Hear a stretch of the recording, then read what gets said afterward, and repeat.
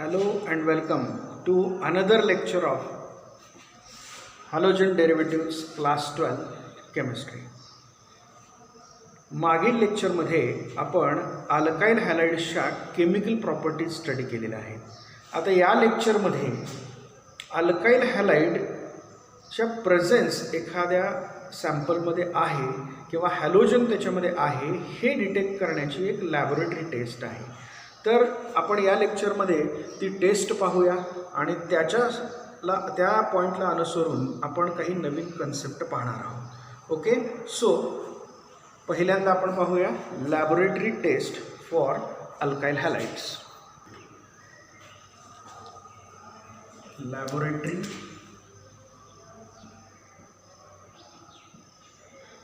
Taste for alkyl halides, or you can say haloalkanes. Haloalkanes.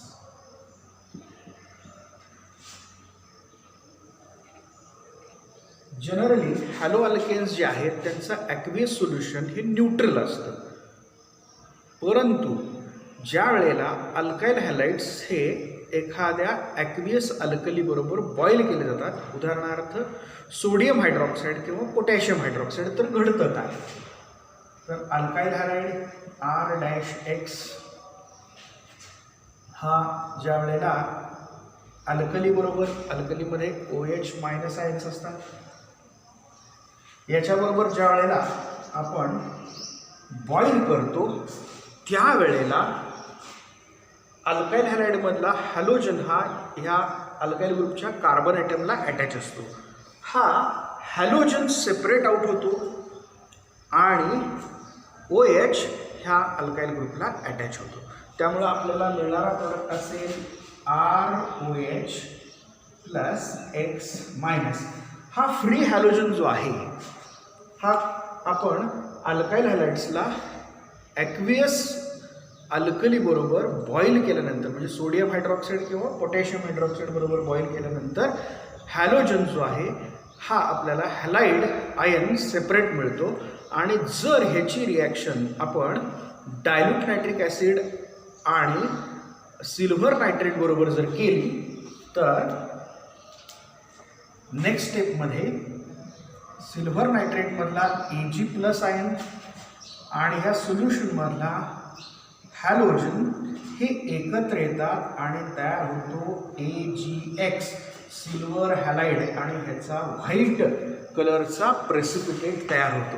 म्हणजे याचा अर्थ एखाद्या सोल्युशनमध्ये हॅलोजन असेल, म्हणजे अल्काइल हॅलाइडमध्ये हॅलोजन असतो, अल्काइल हॅलाइडची रिॲक्शन ज्या वेळेला आपण ॲक्वियस अल्कली बरोबर NaOH किंवा KOH बरोबर तो वॉर्म करतो, बॉईल करतो, त्यावेळेला हॅलोजन आयन जो आहे हा सेपरेट होतो आणि त्या सोल्युशनमध्ये आपण जर डायल्यूट नायट्रिक ॲसिड आणि सिल्व्हर नायट्रेटचं सोल्युशन मिक्स केलं तर आपल्याला सिल्व्हर नायट्रेटमधला सिल्व्हर आयन हा हॅलोजन बरोबर रिॲक्ट होताना दिसेल आणि सिल्व्हर हॅलाइडचा व्हाईट PPT तयार होतो असं दिसेल.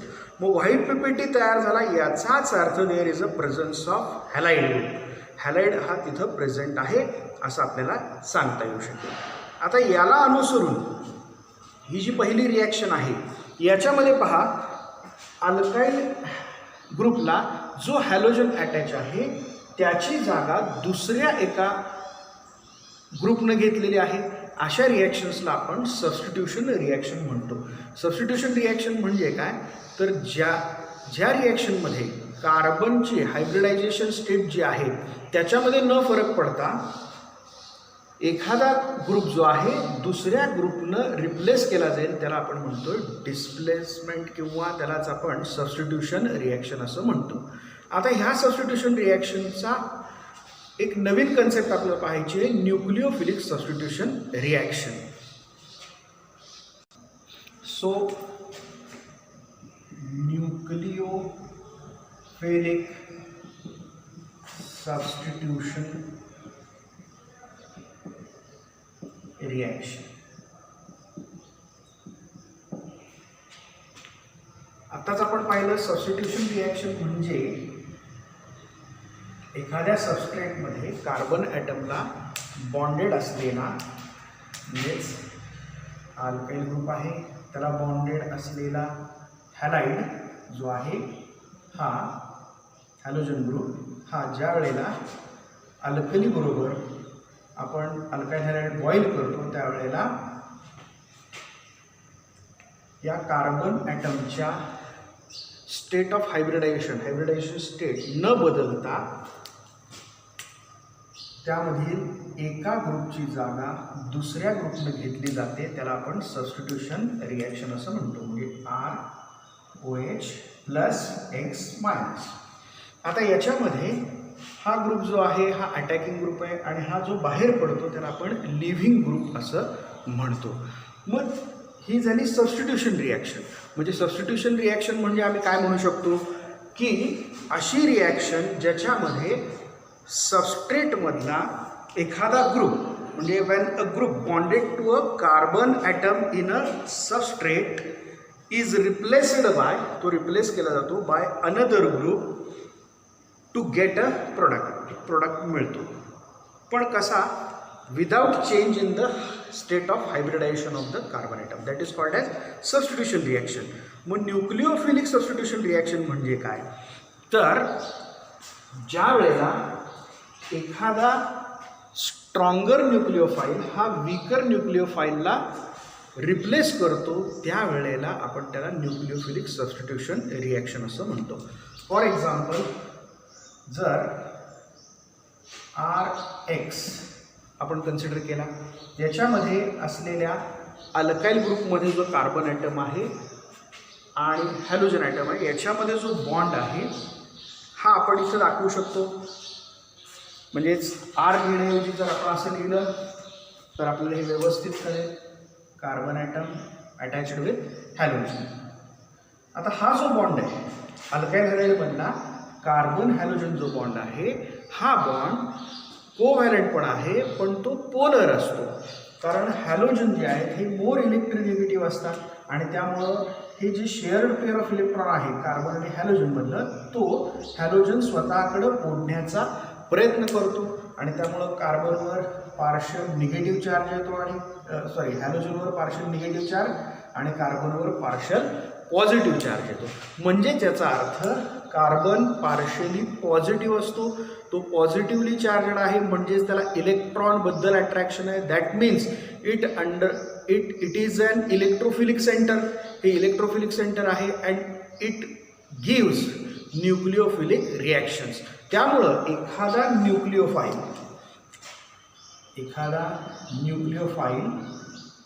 जर समजा या हॅलोजनपेक्षा स्ट्रॉंगर न्यूक्लिओफाईल जर या कार्बनशी रिॲक्ट झाला तर या हॅलोजन हा तिथून बाहेर पडेल आणि त्याची जागा जो आहे तो हा स्ट्रॉंगर न्यूक्लिओफाईल घेईल आणि इथं वीकर न्यूक्लिओफाईलला स्ट्रॉंगर न्यूक्लिओफाईलनं रिप्लेस केलं गेलं. त्यामुळे ही न्यूक्लिओफिलिक सबस्टिट्यूशन रिॲक्शन आहे.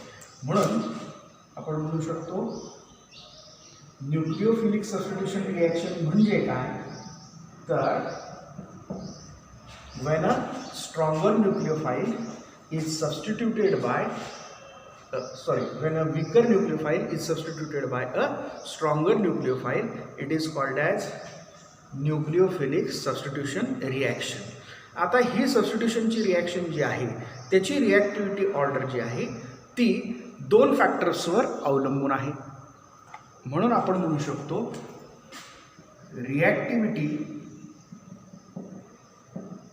Of alkyl halide depends on two factors. ही कोणत्या दोन फॅक्टरवर अवलंबून आहे? तर पहिला फॅक्टर आहे substitution state of the carbon atom. First is the substitution state of carbon atom. Substitution state of carbon atom. Carbon ॲटमची सबस्टिट्यूशन स्टेट म्हणजे याचा अर्थ तो कार्बन ॲटम प्रायमरी आहे, सेकंडरी आहे का टर्शरी आहे.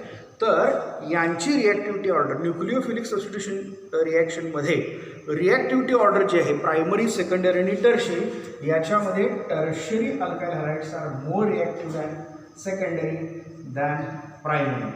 म्हणजे याचा अर्थ न्यूक्लिओफिलिक सबस्टिट्यूशन रिॲक्शन हे टर्शियरी अल्काइल हॅलाइड्स हे जास्त दाखवतात, त्याच्याबद्दल रिॲक्टिव्हिटी टर्शियरी अल्काइल हॅलाइड जास्त दाखवतात, तुलनेनं सेकंडरी त्याच्यापेक्षा कमी रिॲक्टिव्हिटी दाखवतात for the nucleophilic substitution reaction. आणि सगळ्यात कमी रिॲक्टिव्हिटी जी आहे ती आहे प्रायमरी अल्काइल हॅलाइड्सची.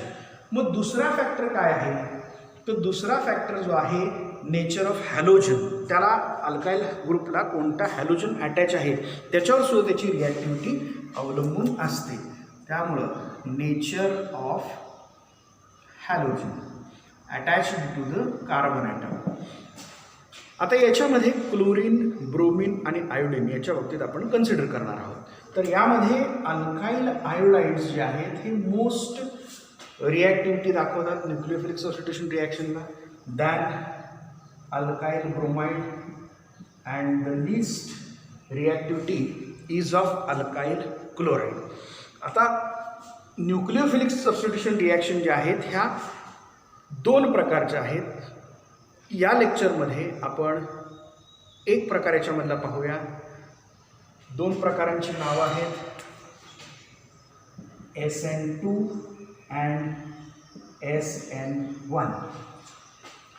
SN2 याचा अर्थ बायमॉलिक्युलर न्यूक्लिओफिलिक सबस्टिट्यूशन रिॲक्शन, SN1 म्हणजे युनिमॉलिक्युलर न्यूक्लिओफिलिक सबस्टिट्यूशन रिॲक्शन. बायमॉलिक्युलर याचा अर्थ रिॲक्शनचा रेट जो आहे हा दोन रिएजंट्सच्या कॉन्सन्ट्रेशनवर अवलंबून असतो. So it is bimolecular nucleophilic substitution reaction. SN1 म्हणजे युनिमॉलिक्युलर न्यूक्लिओफिलिक सबस्टिट्यूशन रिॲक्शन. इथं रिॲक्शनचा रेट जो आहे हा फक्त सबस्ट्रेटच्या कॉन्सन्ट्रेशनवर अवलंबून असतो. यापैकी आता या लेक्चरला आपण SN2 रिॲक्शन म्हणजे काय हे पाहणार आहोत. सो SN2 रिॲक्शन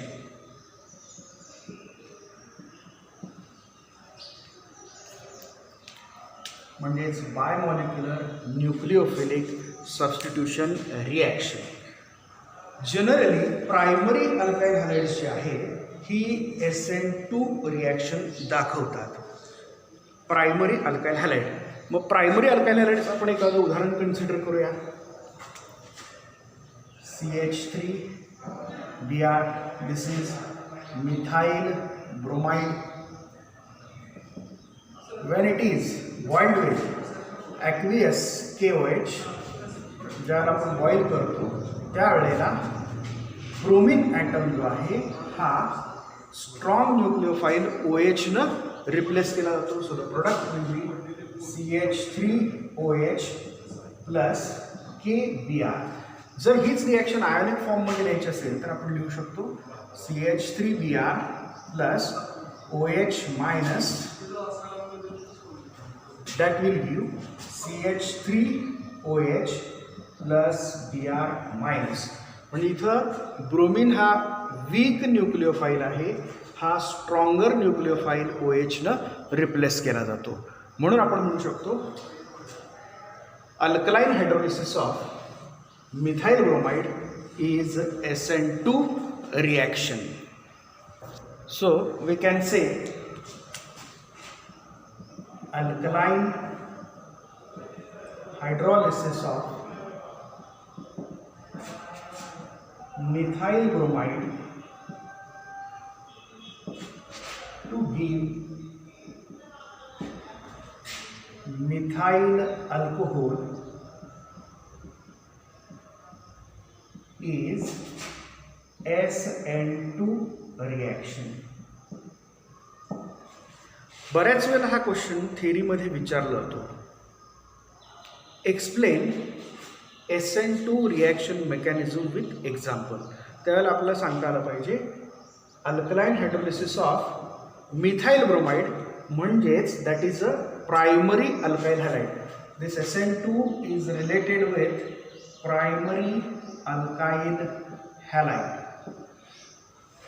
त्यामुळे the alkaline hydrolysis of primary alkyl halide is called as SN2 reaction किंवा the alkaline hydrolysis of methyl bromide to give methyl alcohol is SN2 reaction. तुम्ही रिॲक्शन दोन्हीपैकी कोणत्याही प्रकारे लिहू शकता. Better option is this methyl alcohol when methyl bromide when reacted with OH minus ions, that is from aqueous KOH, on boiling it will give methyl alcohol plus Br minus ions. आता ह्या रिॲक्शनचा rate जो आहे तो कशावर अवलंबून आहे ते जे आपण लिहितोय त्याला म्हणतात kinetic expression. Kinetic expression.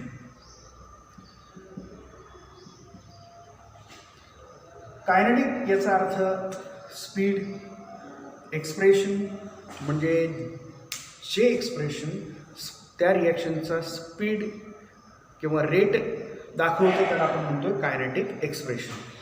In this reaction rate of the reaction is directly proportional to the concentrations of methyl bromide and concentration of OH minus ions. इथं हा रिॲक्शनचा रेट दोघांवर अवलंबून आहे. सबस्ट्रेट आणि रिएजंट दोघांच्या कॉन्सन्ट्रेशनवर अवलंबून आहे. त्यामुळंच याला बायमॉलिक्युलर न्यूक्लिओफिलिक सबस्टिट्यूशन रिॲक्शन असं म्हणतात. बायमॉलिक्युलर हा 2 नंबर जो आहे that represents bimolecular nucleophilic substitution reaction. या रेट एक्सप्रेशनमध्ये आपण प्रपोर्शनॅलिटी साईन जर रिमूव्ह करायचं म्हटलं तर rate is equal to constant वापरावं लागेल K into concentration of CH3Br into concentration of OH minus.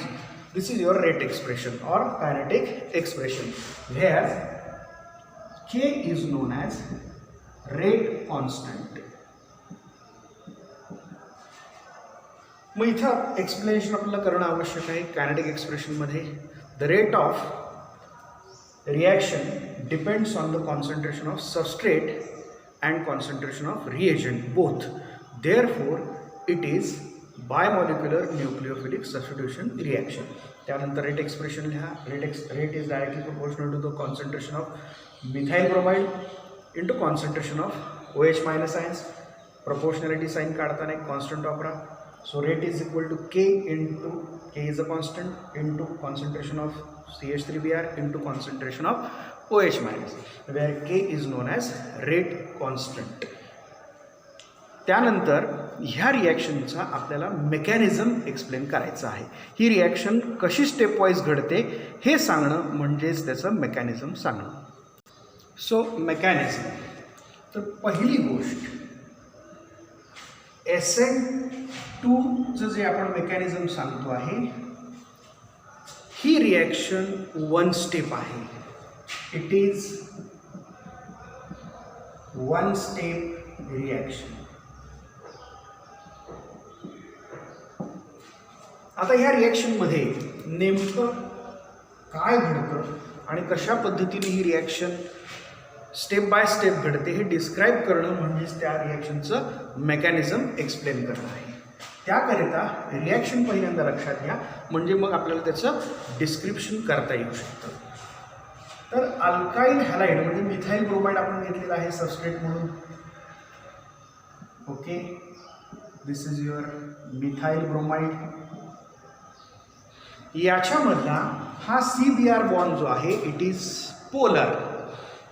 The CBr bond in methyl bromide is polar due to the electronegativity difference between carbon atom and bromine atom.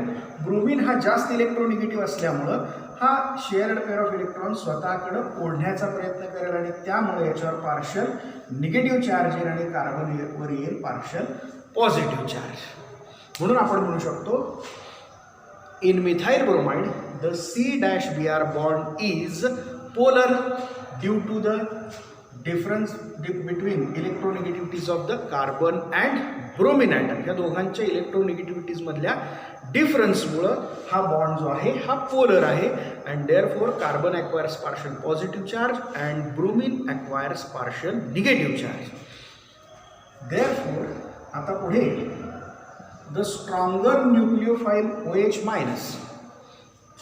आता stronger nucleophile OH minus जर front साईडनं attack करत असेल तर ह्या OH वर पण negative charge आहे, ब्रोमिनवर पण निगेटिव्ह चार्ज आहे, त्यामुळे हे एकमेकाला रिपेल करतील आणि म्हणून this stronger nucleophile OH minus attack the carbon atom from the side opposite to that of bromine. ब्रोमिनच्या अपोजिट साईडमधून त्याचा अटॅक होतो. And this is a slow step. आणि कोणत्याही रिॲक्शनमध्ये जी रिॲक्शनची स्टेप स्लो असते त्या स्टेपमध्येच रिॲक्शनचा रेट मोजला जातो. And therefore it is rate determining step. And a transition state is form. एक ट्रान्झिशन स्टेट म्हणजे मधली अवस्था निर्माण होते ज्याच्यामध्ये कार्बन इज पेंटाव्हॅलेंट. 3 हायड्रोजन याला ऑलरेडी जॉईन आहेतच. ओके, एका बाजूनं OH त्याला अटॅच होण्याचा प्रयत्न करतोय, एका बाजूनं Br त्याला ऑलरेडी अटॅच आहे आणि कार्बनवर तर पार्शियल पॉझिटिव्ह चार्ज आहे. अशी एक मधली अवस्था निर्माण होते, त्याला म्हणतात ट्रान्झिशन स्टेट. म्हणजे आपण स्टेटमेंट काय करू शकतो पहा. First statement, it is a one step reaction. The C-Br bond in methyl bromide is polar. कारण 2 पोल्स तयार झाले due to the difference between electronegativities of the carbon and bromine. The stronger nucleophile OH minus attack the carbon atom from the side opposite to that of bromine. ब्रोमिनच्या opposite साईडमधून तो attack आहे. It is called as backside attack. त्याला backside attack असं म्हणतात. That is the highlighting point. Backside attack तिथं होणार आहे.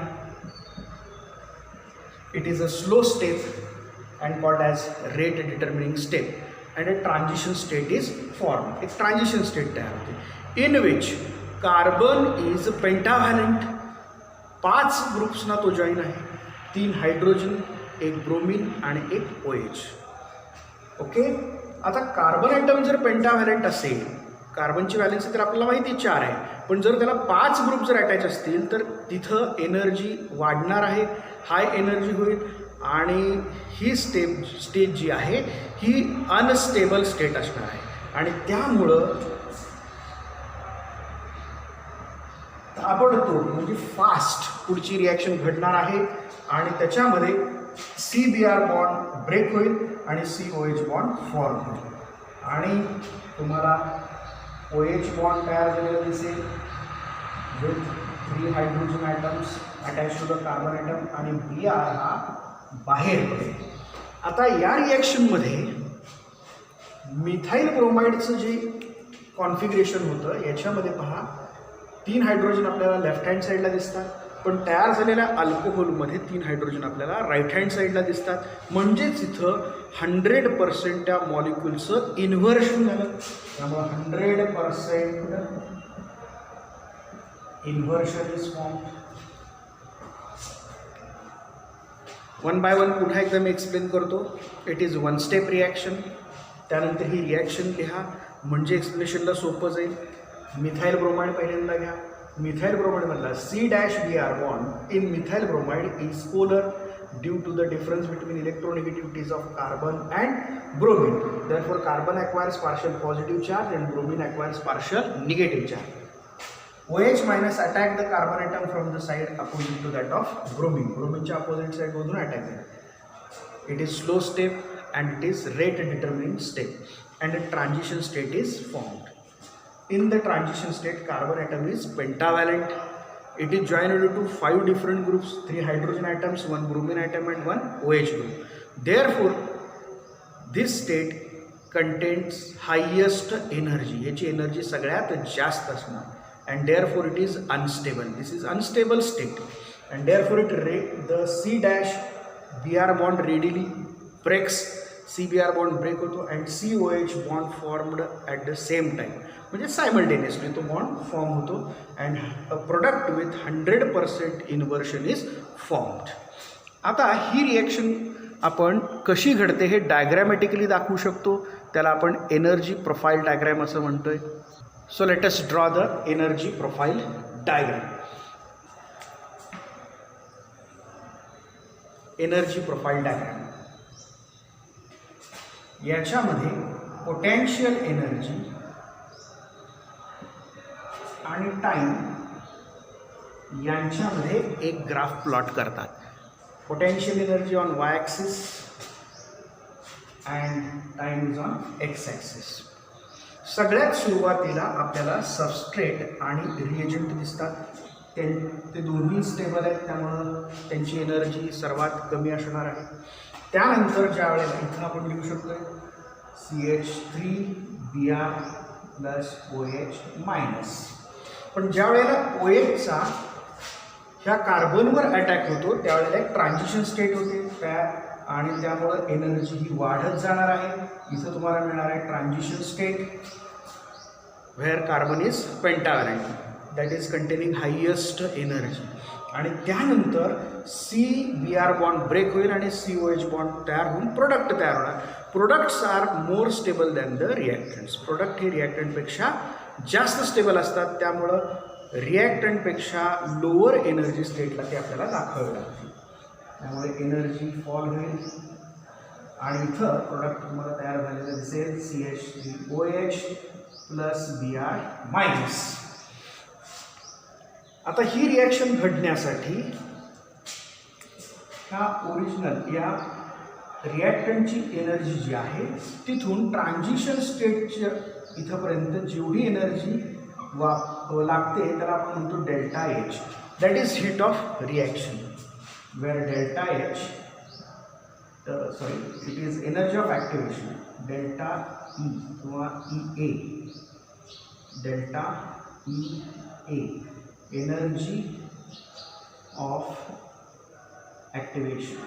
त्याला आपण एनर्जी ऑफ ॲक्टिवेशन म्हणजे रिॲक्शन सुरू करण्यासाठी लागणारी energy, that is energy of activation, activation energy असं म्हणतो. आणि रिॲक्टंट आणि प्रोडक्ट या दोघांच्या एनर्जीमध्ये जो डिफरन्स आहे that is called as ΔH, that is the heat of reaction. ΔH that is heat of reaction. साधारणपणे 4 मार्कासाठी हा क्वेश्चन विचारला जातो. कधी कधी वेगवेगळ्या पॉईंट्समध्ये पण विचारला जातो. कधी कधी तुम्हाला विचारलं तर कायनेटिक एक्सप्रेशन लिहा, त्यावेळेला फक्त कायनेटिक एक्सप्रेशन लिहायचं. साधारणपणे आपण ज्यावेळेला फर्स्ट रिॲक्शन पहिल्यांदा रिॲक्शन सुरू हे लिहिताना SN2 रिॲक्शन म्हणजे काय तर alkaline hydrolysis of methyl bromide is called as SN2 reaction असं म्हणतो. आणि मग आपण एक रिॲक्शन लिहितो CH3Br + OH- that gives CH3OH + Br-. इथं तुम्हाला हाफ मार्क मिळेल. त्याच्यानंतर पुढे रिॲक्शन तुम्ही जर कंटिन्यू केली आणि कायनेटिक एक्सप्रेशन लिहिलं तिथं तुम्हाला हाफ मार्क मिळेल, कायनेटिक एक्सप्रेशनला हाफ मार्क मिळेल. आणि त्याच्यानंतर मेकॅनिझम जे आहे त्याला 2 मार्क आहेत आणि एनर्जी प्रोफाईल डायग्रामला 1 मार्क आहे. साधारणपणे असं या मार्कांचं डिस्ट्रीब्युशन असतं. पण याच्यामध्ये रिॲक्शन मेकॅनिझम आणि एनर्जी प्रोफाईल डायग्राम आणि कायनेटिक एक्सप्रेशन ह्या तिघांवर सेपरेट सुद्धा क्वेश्चन असू शकतो. त्यामुळं याची व्यवस्थित तयारी करा आणि व्हिडिओ पूर्ण कन्सेप्ट समजेपर्यंत पहा. आवडल्यास लाईक करा, शेअर करा आणि फॉरवर्ड करायला विसरू नका आणि सबस्क्राईब करा. पुढच्या लेक्चरमध्ये आपण SN1 रिॲक्शनचं मेकॅनिझम पाहूया. तोपर्यंत थँक्यू.